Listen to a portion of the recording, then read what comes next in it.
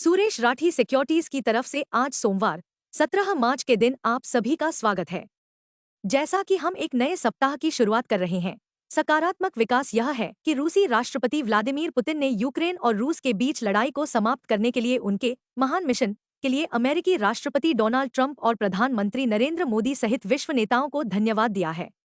Shri Putin ने ये टिप्पणियां गुरुवार 13 मार्च को यूक्रेन के युद्धविराम प्रस्ताव पर अपनी पहली सार्वजनिक टिप्पणी करते हुए की। इस सप्ताह सभी की निगाहें एफओएमसी के नतीजों पर होंगी, जो बुधवार 19 मार्च को वायर्ड होंगे। व्यापक रूप से उम्मीद की जा रही है कि फेड सीवाएं 2025 के लिए सतर्क रुख के बीच यथास्थिति बनाए रखेगा। हालांकि नौकरियों के आंकड़ों, आर्थिक प्रगति, इन्फ्लेशन और आगे की दर में कटौती के संबंध में फेड चेयर जेरोम पोवेल की टिप्पणी देखने लायक होगी। आज सभी की निगाहें होलसेल कंज्यूमर प्राइस इन्फ्लेशन पर रहेंगी तथा फरवरी के लिए व्यापार संतुलन के आंकड़ों की घोषणा 17 मार्च को की जाएगी। बाजार की नजर एफआईआई की गतिविधियों पर भी रहेगी, क्योंकि उन्होंने मार्च में 21,000 करोड़ रुपए से अधिक मूल्य के शेयर बेचे हैं। कृपया ध्यान दें कि इस वर्ष 25 में एफआईआई ने 4,19,637 करोड़ रुपए मूल्य के भारी मात्रा में शेयर बेचे हैं।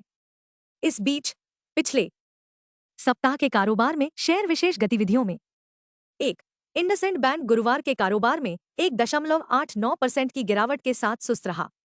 कृपया ध्यान दें कि पिछले सप्ताह इंडसइंड बैंक ने अपने डेरिवेटिव पोर्टफोलियो में विसंगतियों की रिपोर्ट के बाद 28.5% की गिरावट दर्ज की थी। 2. सन फार्मा ने पिछले सप्ताह यूएस आधारित बायोटेक कंपनी चेकपॉइंट थेरेप्यूटिक्स के ऐतिहासिक अधिग्रहण के बाद 4.6% की छलांग लगाई। सन फार्मा ने कंपनी को 3,099 करोड़ रुपए में अधिग्रहित किया। Market trends. वैश्विक संकेत पॉजिटिव हैं। गुरुवार के सत्र में एफआईआई 793 करोड़ रुपए के शुद्ध विक्रेता निकले, जबकि डीआईआई ने 1,724 करोड़ रुपए के शेयर खरीदे।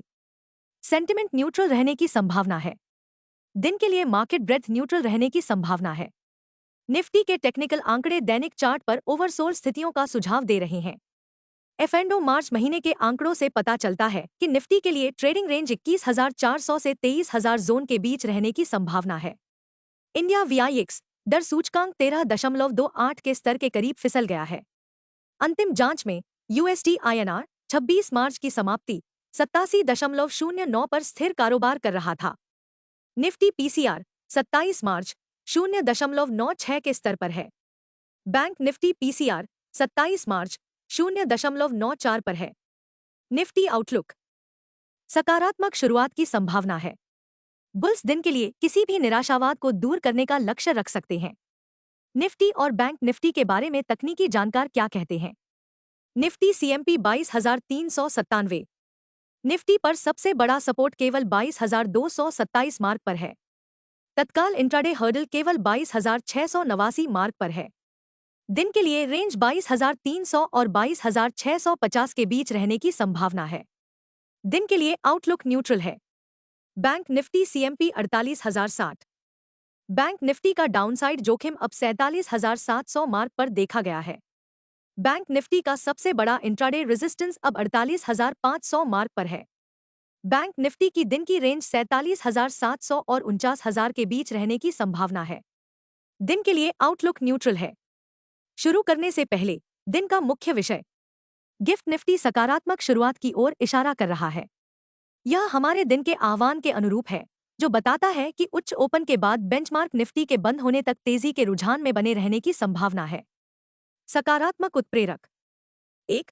शुक्रवार की राहत रैली में डॉव जोन्स ने 674 अंक की छलांग लगाई। नैस्डैक ने वास्तव में पलटाव का नेतृत्व किया, जिसमें एनवीडिया 5.3% बढ़ा, जबकि टेस्ला, मेटा, अमेज़न और एप्पल सभी 1% से अधिक बढ़े।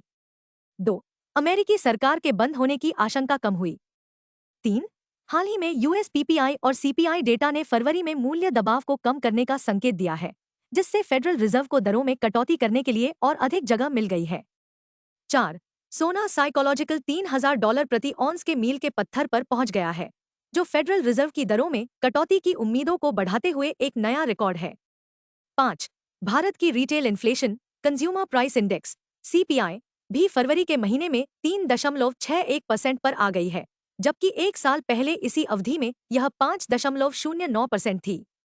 खैर, यह डेटा आरबीआई के एमपीसी को अप्रैल की समीक्षा बैठक में जीडीपी वृद्धि को बढ़ावा देने के लिए 25 बीपीएस रेपो दर में कटौती करने के लिए प्रोत्साहित करेगा। 6. डब्ल्यूटीआई तेल की कीमतें $67 प्रति बैरल के करीब सुस्त हैं। 7. भारत वीआईएक्स अभी भी 13.28 क्षेत्र में मंडरा रहा है। अब सबसे बड़ी बाधा, अमेरिकी राष्ट्रपति डोनाल्ड ट्रंप का बहुमोर्चा व्यापार युद्ध।